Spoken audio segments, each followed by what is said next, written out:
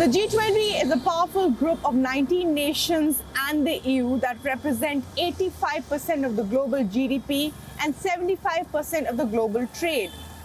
As India is the chair of the G20, we've held over 200 meetings across 50 cities. And India wants the focus to be on climate, development, the concerns of the global south, and the debt issues of the developing world. So will India manage to bring the focus back on these issues? As the theme of this year's G20 is Vasudhaiva Kutumbakam, which means one earth, one family. Palu kepemimpinan saya serahkan kepada India. November 16, 2022, Indonesian President Joko Widodo hands over the G20 session hammer to Indian Prime Minister Narendra Modi. India takes over the presidency of the G20, a group of the 20 biggest global economies. And what a year it's been with India at the helm. A human-centric vision, a collaborative approach towards innovative solutions to global problems is defined in the theme Vasudhaiva Kutumbakam, or One Earth, One Family, One Future. India steers the G20 agenda at a time when the world recovers from COVID-19, global economic instability, the challenges of the Russia-Ukraine war, and food and energy insecurity take center stage.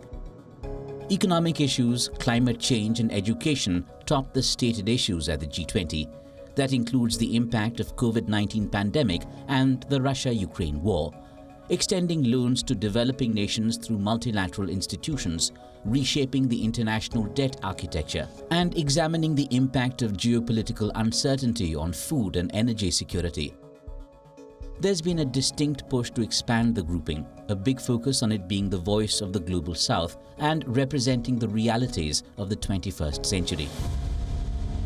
So our presidency should be remembered for its unique contribution to both the citizens of the world, to growth of the world, which is sustainable and inclusive, and for being the voice of the global south, because that's important, because 80% of the growth this year is going to come from global south.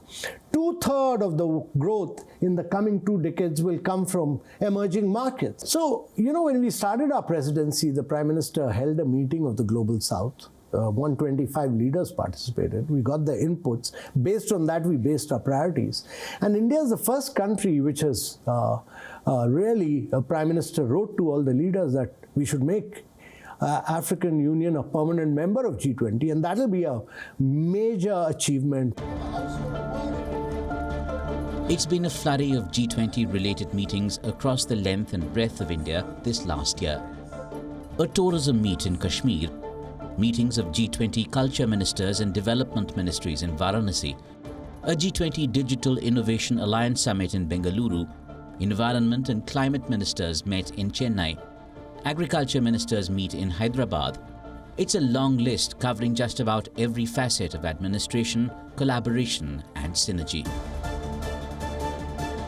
As India aims to emerge as a prominent player on the global stage, the G20 holds up an opportunity to amplify issues plaguing the developing world. India proposes its models of governance as solutions. Therein lies the potential influence, now and for the road ahead.